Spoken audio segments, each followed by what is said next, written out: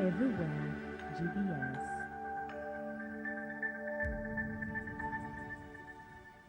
The following program has been rated GE by the Kenya Film Classification Board.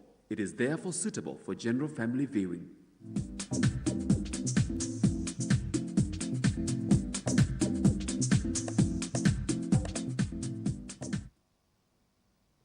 Hello viewer, welcome to Chungu cha Jamii. My name is Betty. I am your host today and I'm glad to be joined by these gentlemen who are going to be taking us through a topic, part of what we have been discussing the whole of this month of February. This month our interest has been on the boy child, and today these gentlemen are going to be taking us through gender-based violence, and we're going to be talking about men as the victims. I know for sure you have heard that when it comes to gender-based violence, all that we find, and mostly it is the women and the girls who are victims. But today, it's a different story. I hope you can tune in here and just listen to this conversation. I'd like to have my guests introduce themselves, and I'll start with the gentleman on my left. Good morning, viewers. My name is Kiari Mongi, team lead at Fariji, where we engage the communities in sports, and where we're also getting more involved in men in the road less traveled, that is violence. Thank you. Okay. All right. Good morning, viewers. My name is Dan Matakaya. I'm a police officer currently attached to Industrial Police Station. I'm visually impaired. I'm a survivor of gender-based violence, and I'm the founder of the Antisha Foundation, which is an organization that advocates for the rights and creates the safe space for men to talk about what they are facing in marriage and relationship. Thank you. Wow. Thank you, Dan and Kiari. Good to have you gentlemen on the show today. Thank you so much. I am so excited that you're going to be talking about this freely, because Dan has mentioned that he is a founder, of an organization that creates a safe space for men to talk about the things that they're going through. Ideally, it is not easy for men to come out there and just talk about the issues that are troubling them, especially back at home in their marriages. Why? Because the man is the head of the family, he's the masculine one, he's the strong one, as society has made us to believe. So we expect that a woman will run away beaten, girls will run away beaten, but this is really like weird for men. But surprisingly, this is what is happening. Dan, you have mentioned you are a survivor. What happened? It's a long story, but let me try and make it brief. I was once married, and as you can see, I wasn't born the way I am. But this was an attack by my ex-wife. And this happened on 21st of September 2013. At around 5:30 in the morning, I went to the house. I was so tired because I was on duty. I was on night shift. So since I was tired, I just went direct to the bed to sleep. My ex-wife was in the house. As I was sleeping, she woke up and poured sulfuric acid on my face. It started burning. I was so confused at that time, and I came out of the bed to try and get some water to dissolve the burns. But when I stepped on the floor, I felt a shock. She had even gone further and connected electricity and poured some water on the floor, whereby she wanted me to be electrocuted. And when she did this, she ran away. So at that juncture, I was so confused, I couldn't do anything because I was not seeing. So I just screamed, and my colleagues came for my rescue, and they rushed me to the nearby hospital, whereby the doctor did some first aid on me. They washed my eyes. I started seeing and walked to the ward, but the pain was so severe. I was struggling. I was struggling with the pain. At that time, I was seeing partially, just after the first aid. So when the doctor realized that I was struggling, I was suffering a lot, they injected me and I slept. And immediately when I woke up from the sleep, I found out that I couldn't see anymore. Oh my God. But before the incident, we had some quarrel. You had a quarrel. It was just once. Yeah, it was once, but the same year in May, we lost our kid. Yeah, in May we lost our kid. He had been diagnosed with pneumonia and meningitis. So 2 weeks after the burial, my ex-wife came to me and told me that she had been advised that we need to have another kid so that the memories, that trauma, ziishe. But to me, I disagreed with her. Ani sikukubaliana na yeye. Because I felt that there's someone who was trying to intrude into our private matters and trying to influence the decision we are making. We were a young couple at that time. How long had you been married? We were in marriage for 2 years. Only? But we had known each other since 2009. Yeah. So I felt that someone somewhere was trying to control the marriage. Yeah. Yes. So we sat down and I told her, yes, it might be the best decision, but let's just give it a wait so that we can have our freedom to make decision on our own as a couple. We agreed. And my ex-wife was working in Mwea. I was in Kisii. So I used to go to Mwea. But she quit job yake, then she joined her bro in Nakuru to help him run business ile ya nyumbani. So to me it was a sign of relief because traveling from Kisii to Embu to Mwea ilikuwa so hectic, and ilikuwa mbali. So Kisii to Nakuru was nearer. And at that time when she came to Nakuru, we used to see each other every weekend.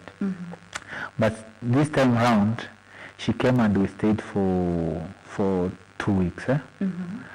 And 2 days before this incident happened, we had a quarrel whereby she wanted to take the kids' belongings with her to Nakuru, but I refused. I told her there's no need because this is our house. Why are you taking these items to Nakuru? So that's where the quarrel started. And the funny thing is my ex-wife was such a quiet lady. Hakuwa mtu wa drama, mtu maneno mingi.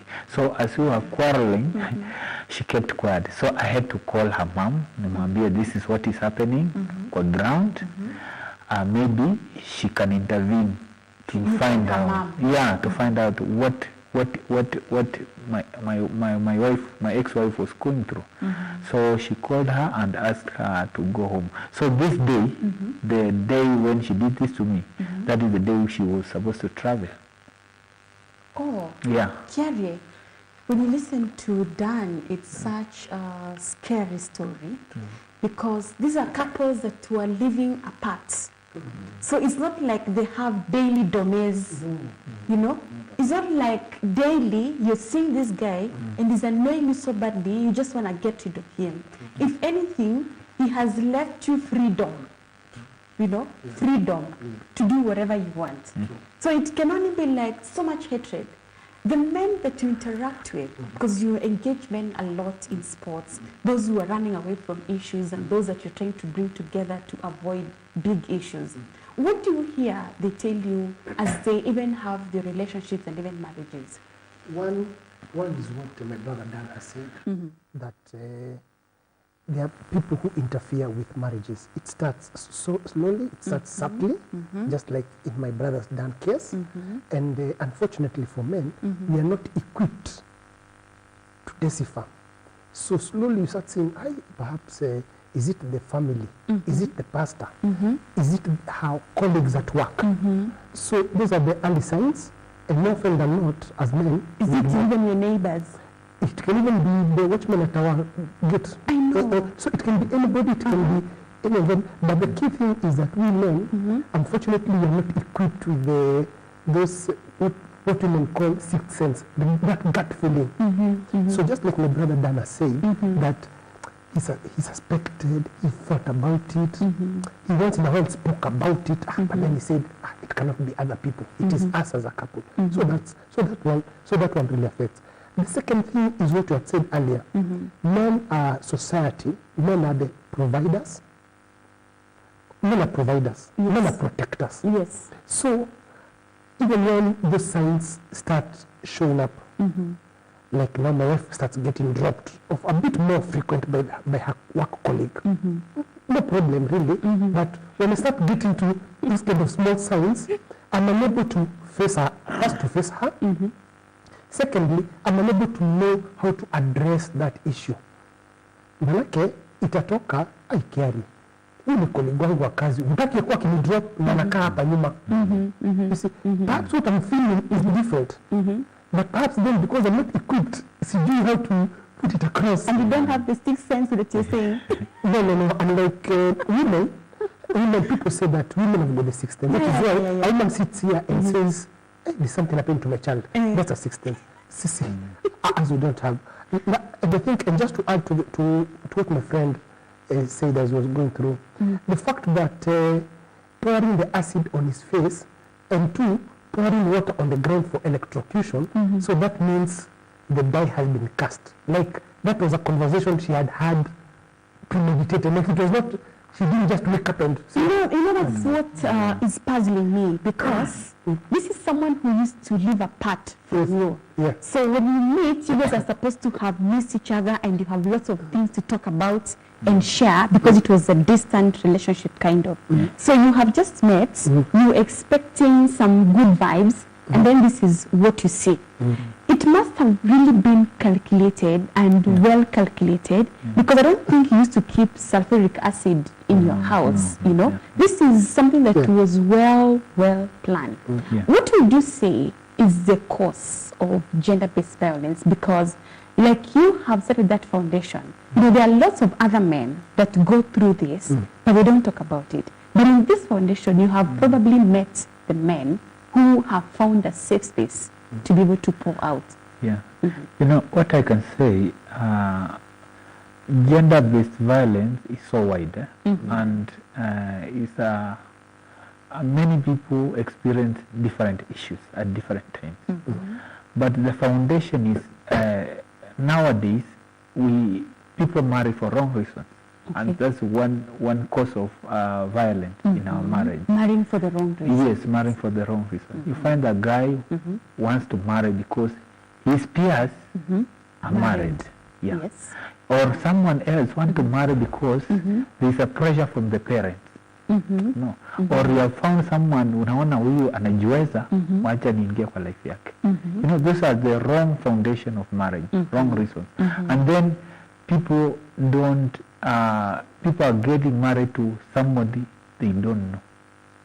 Hatuwezi kutana like this month, next month we are talking about marriage. But then you got married to this lady after dating her for 3-4 years? Yes. Yeah. So, but I'm just giving you some of nowadays the causes, because we have been handling these issues. We realize that many causes of the violence in marriage is ni vitu zinaweza ebukika, like, and they are all over. Tumekutana after 2 months, we are getting into marriage. I usually tell the youth that when you want to get into marriage, take time to understand this person you want to commit your life to.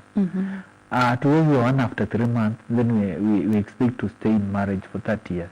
It won't work. There are people here who have actually made it. Yes. The people who have met 3 months and they have married for that long. Yes. But how long can you say is long enough? Because 3 years was long enough to know your wife, and you also said you already knew her to the extent that you were able to tell she was a quiet person, she was not the outgoing type. Yeah. And you could not tell that this is what she could propagate. You know, it's like something just happened. You can actually get married to the right person, and along the way in the relationship, you know, I don't want to call them perpetrators, but some outsiders just come with whatever motive, you know, whether to take away or to destroy the life of the partner, you know. And then, you know, like in the police force, we've had a lot of those issues happening everywhere. It's in the police force that we've had issues of love triangles and things like that. And you see, they always happen. And even at work, there's always the love triangles, you know, where your colleague is here, he sees your wife has come to see you in the office, and they start exchanging numbers. Maybe you stepped out, and as they're waiting, you start chatting, and you realize, oh, she's a nice lady. And that is just how you start a relationship. So sometimes you've actually met the right person. But in their relationship, along this marriage, something happens, you know, and somebody just decides to go astray, or other things sway you aside, and you lose your purpose and the right motive for the marriage. The people that you meet, I wonder what the story is like, because for sure they do not have the space outside here in the society to talk about their issues as men who are victims of violence. Even like I said in my opening clause, it is so common for women to go complaining, but as a man, how do you step out to your neighbor and say, hey, bibi amenichapa? You know, it's not easy.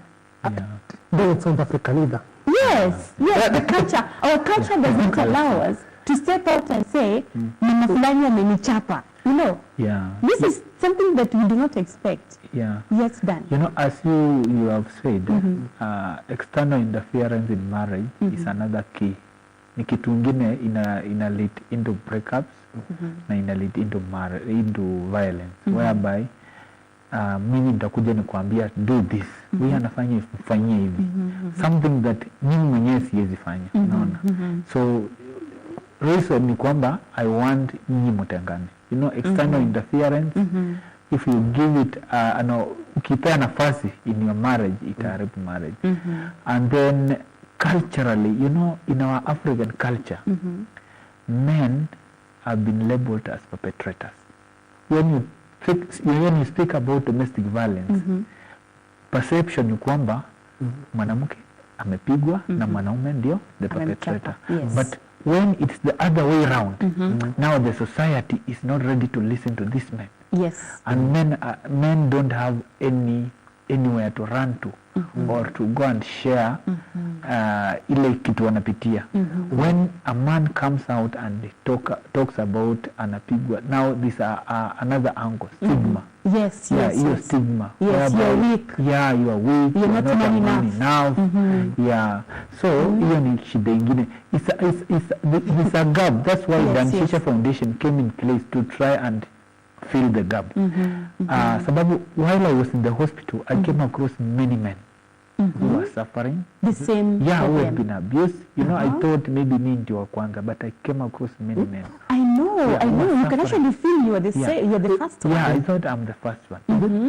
Wengine hata walikufa. They never made it, you know. So that's when I realized there's a gap within our society. I want to come back to the Anishisha Foundation and just find out why are these men being abused? Why are they being beaten by their wives?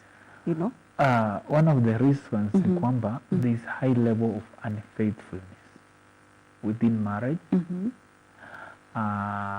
Mipango ya kando.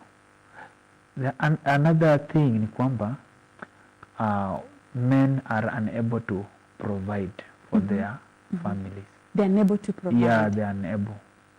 There's so much pressure, There's so much pressure on the man. On man. There's so much pressure on the man. And this is why you have decided to just gather the men. And you're like, boys, come, let's talk. Let's talk as you play soccer. At least if pressure inazaenda chini. But now as you talk, Kiare, what do you hear? What do you tell these guys that you even manage to convince them to go back to the same homes where they are abused? Or are you keeping them? Are you accommodating these men? One, just to add to what my brother Dan has amesema, the providence of men, it's at 3 levels. One, it's financial.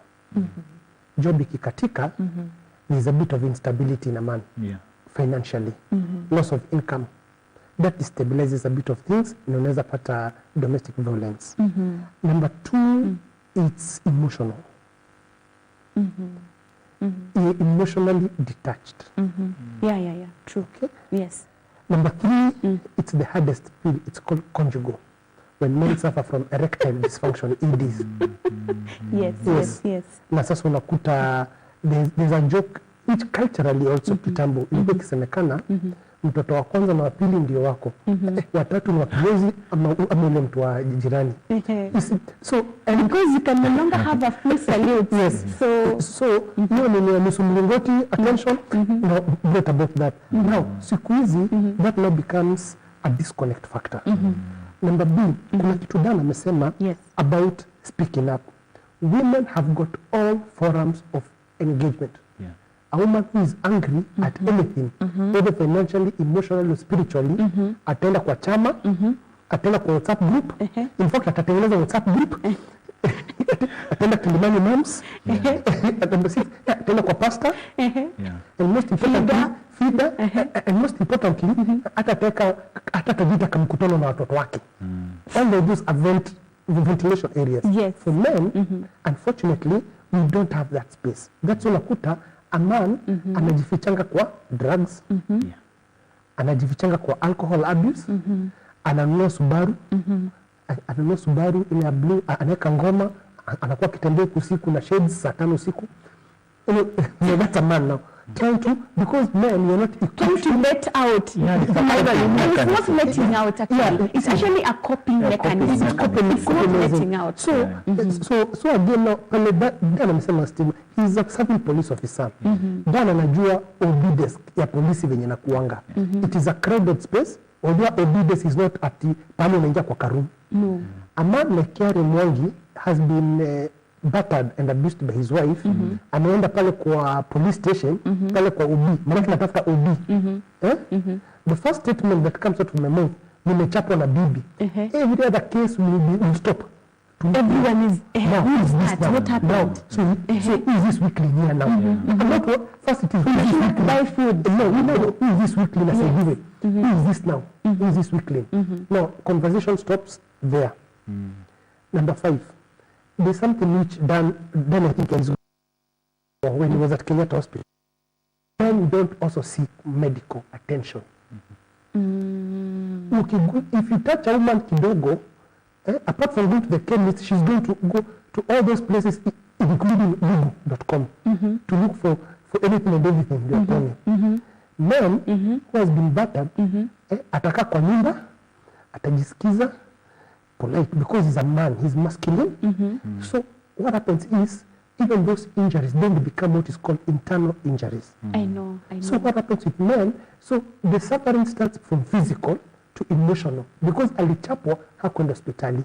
Akienda hospitali anapata agement ya dota yake ndio reception pale. Akimwandikia kadi ya consultation anamuuliza mzee, what happened? You can say amechapwa na bibi. You know my boy did. No, that conversation stops there. So I just want to just add so that by the time you ask the why, you know those are the coping mechanisms. We lack psychosocial support. We don't report cases because even to the police, even for you to go to FIDA and to get to Nairobi units and to get medical attention, you need an OB. You need to file a report. That means you must have gone to the police and noted down a statement. Launched a complaint. Launched a complaint. Of what happened. Now, how do you launch a complaint? You were very shy. No, first I've told you the environment within the police. I have just to digress a bit to add to this is rape. When you're talking about rape and defilement, at some point there was a special desk at Kilimani police station where women would go to report rape and defilement. It was set up in Kilimani police station. It was supposed to be followed up. And there was supposed to be a woman police officer manning the desk who would help girls and women who are reporting rape and defilement. The same, just like I told you, you don't have Kilimani dads, you also don't have help desks for the man. It's true. You know, there is a story that I had long time ago when I was in Sunday school about Potiphar's wife, you know, and Joseph. And the story went like it is the woman who was actually trying to rape Joseph. Have you had cases in your foundation where men have presented cases of somebody was trying to rape them or a woman was trying to rape them? Yes. Is that part of GBV? Yes, that's part of GBV. Those people reach out to us because they feel that this is a safe space whereby they can be able to, their issues will be addressed. But now, in such a case, we need to follow it up with the police and even the hospital facilities. And some of the institutions that we have, they don't accommodate this gender, the men.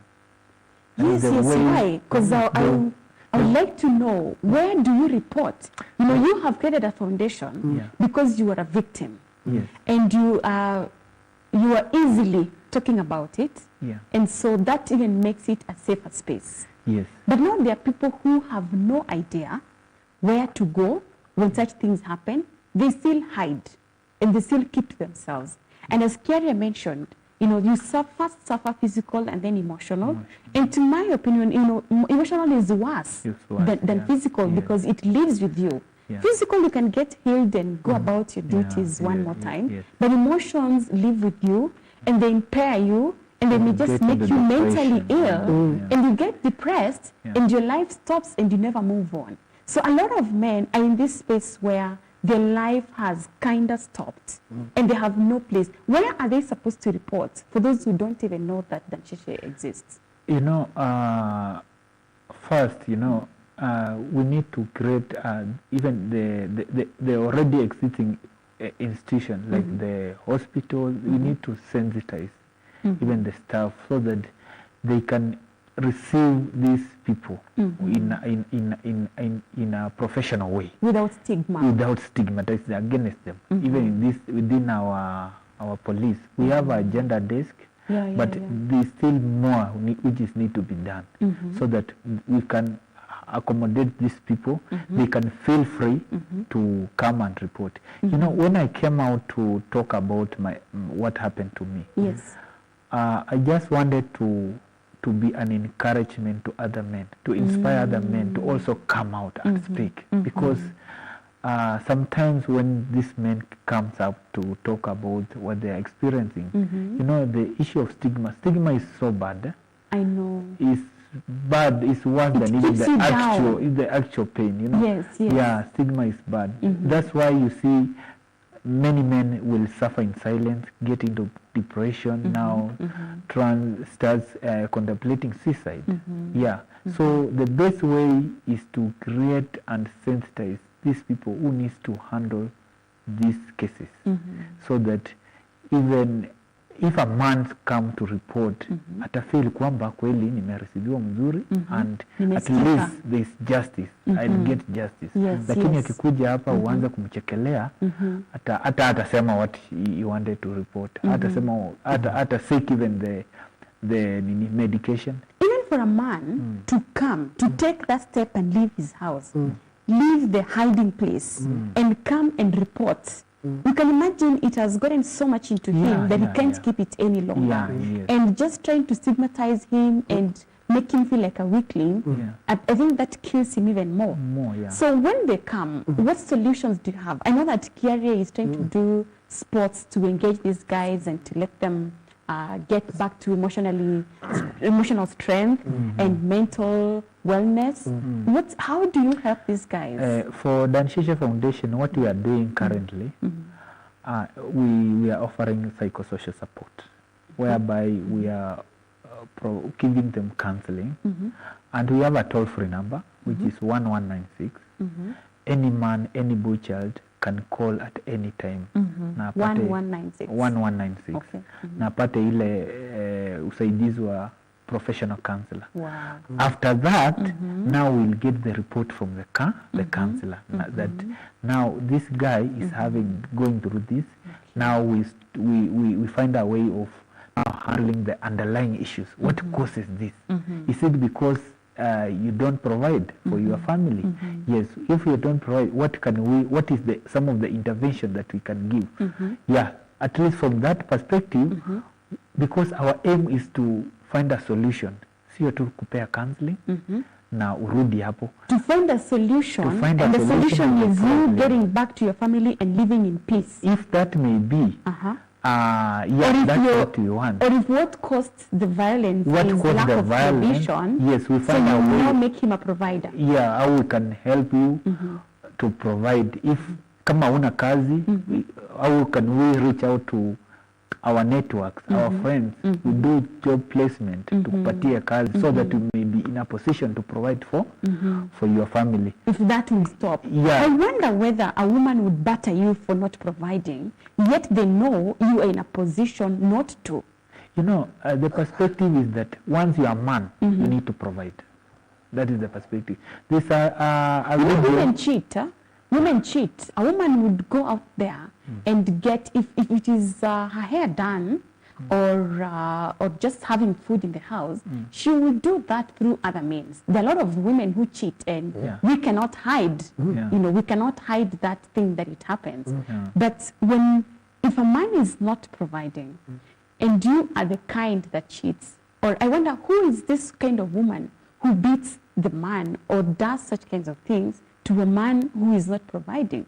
I mean, they would rather disrespect you and not honor you as the man than just beat you. There's a video that was circulating last year about a woman beating her husband ati amekula mchele ya mtoto. I don't know if I saw it, I saw it. You don't provide and then you come and eat the baby's food. Yeah. Kiere, at what point should these reports be brought forward?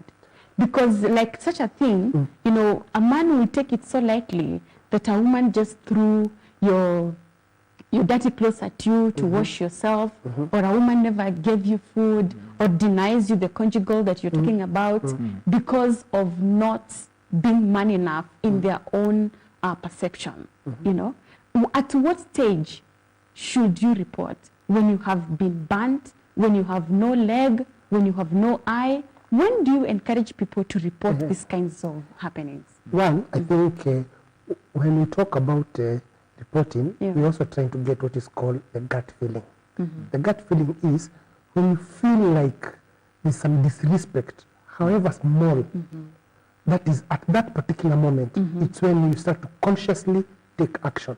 Remember, other than you and your partner, more often than not, there's a third party involved. Those are the children. The children bear the brunt of domestic violence. The children are a soft spot. And more often than not, it is the woman who poisons the children.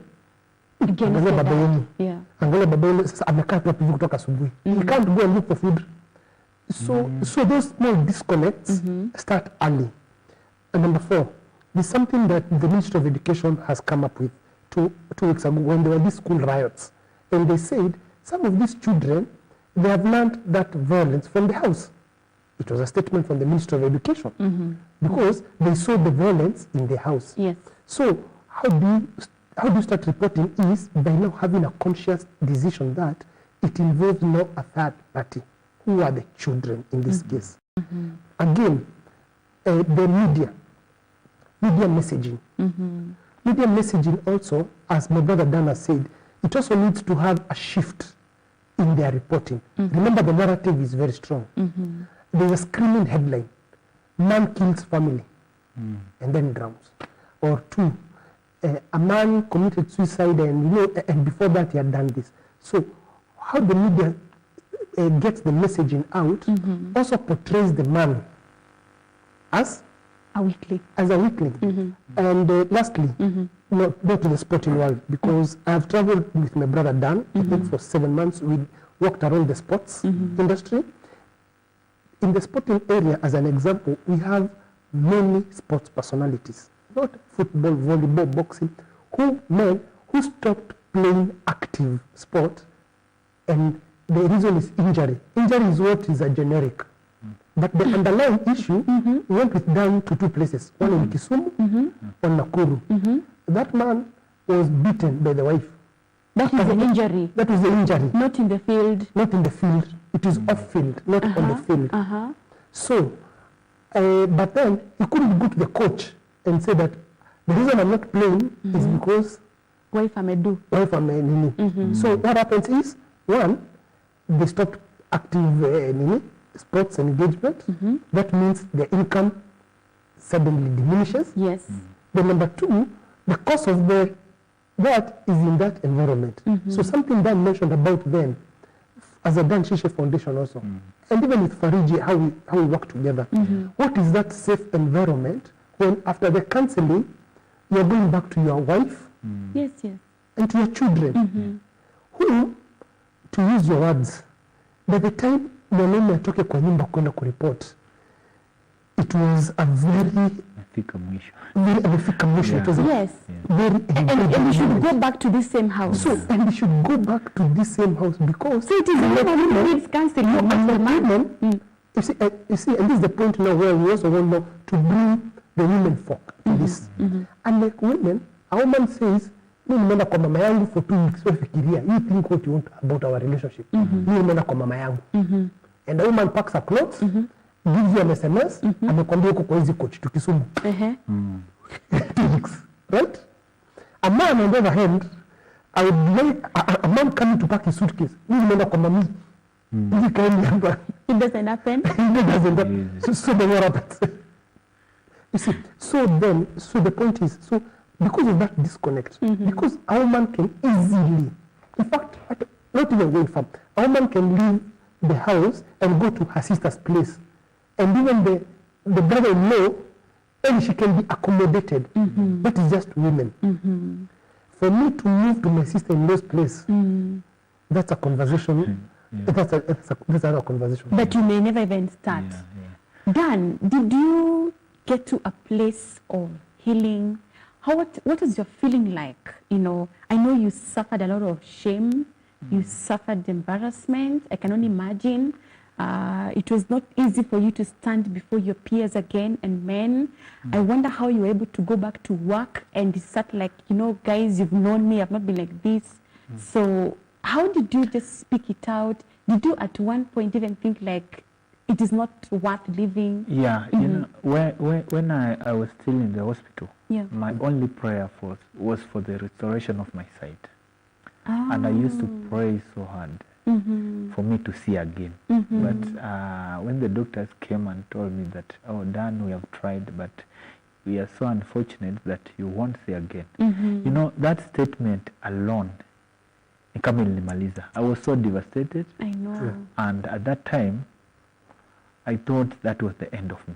I started contemplating suicide. And I'm still in the hospital. So, kitanda yangu ilikuwa karibu na dirisha. So I thought the best way to do this ni jitupe from 9th floor. By the time I reach the ground, nitakuwa nimekufa. I'll be dead. But something was clicking in my mind. What you are not seeing. What if you threw yourself, then there's a roof next to the window. Then you damage yourself, then you don't die. You know, I'm not seeing where I want to throw myself. But you are imagining. Yeah, I'm just imagining. So I sat down and started to figure out what is the best way to do it. Yes. And you know, the funny thing, while in the hospital, ni kama sleeping pattern in a change. You sleep during the day, then at night you are just awake. So we used to sit down and tunaongea tu story with my other patient. So this day I was just having a discussion with another patient, and it was around 2 a.m. Then this guy told me that, Dan, I wish I could be you. Okay. I listened to this guy.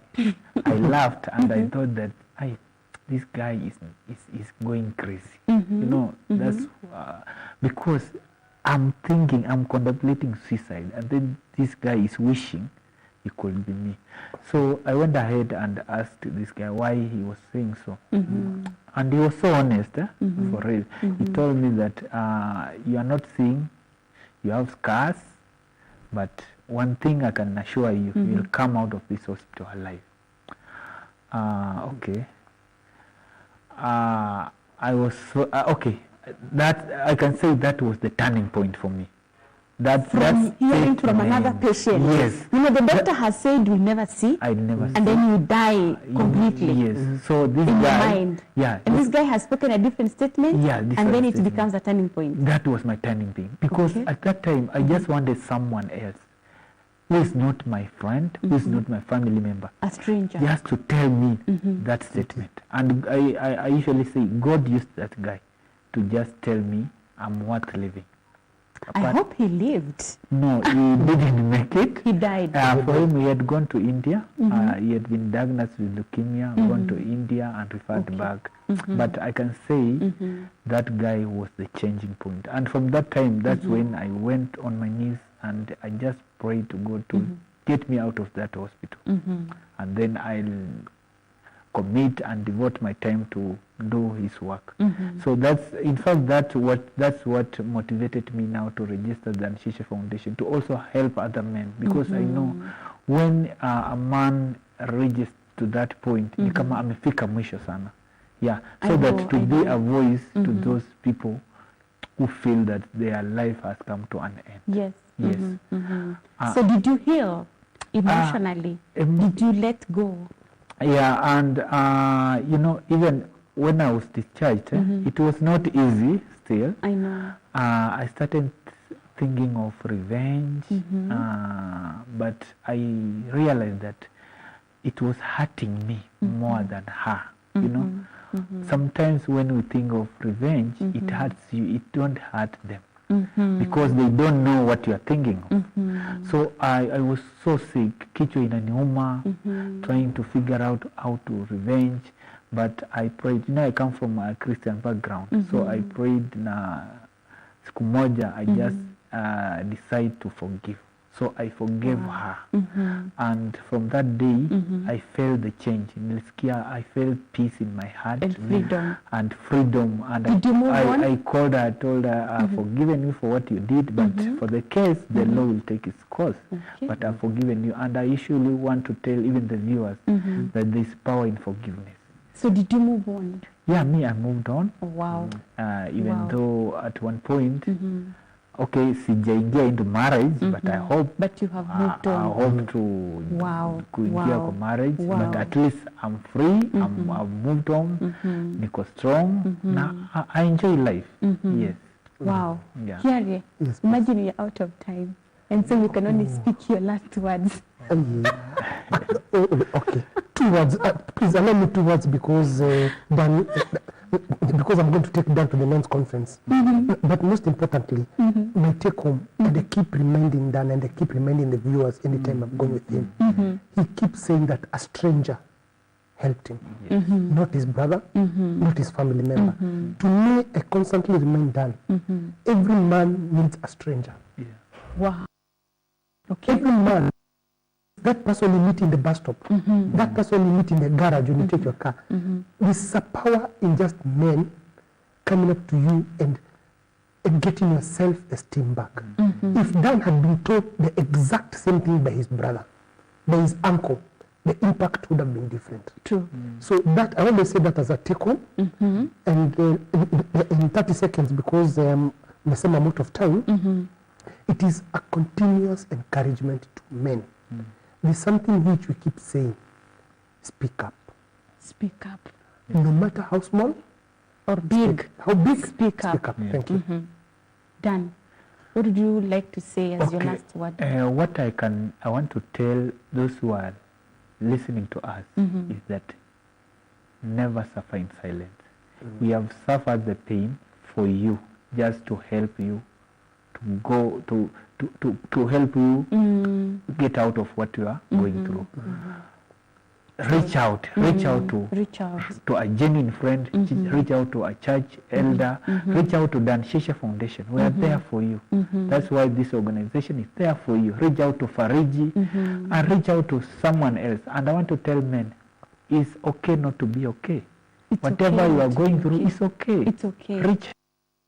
Wow. Let's share. It's okay. Thank you. To be okay. Thank you. Thank you, Dan and Kiare. This has really been awesome. I have learned, and I hope and believe that those who are watching have also gotten a lot of things from this conversation. Thank you, viewer, for watching. You have listened from the gentlemen here, and they have told you, if you are a gentleman, speak up. However small or big, just speak it up. And as you heard from Dan, revenge is only hurting you and not that woman or that lady. As a man, revenge only hurts you. So reach out to them. You don't have to suffer. You don't have to get to the place that they have gotten. They have already paid the price for you. Just reach out to them and you are going to be sorted. Thank you so much for watching. My name is Betty. The whole of this month, we still have a few more days to do this. We are still on the boy child. Join us tomorrow and the other weeks coming to finish up this. My name is Betty. I've been your host. See you next time.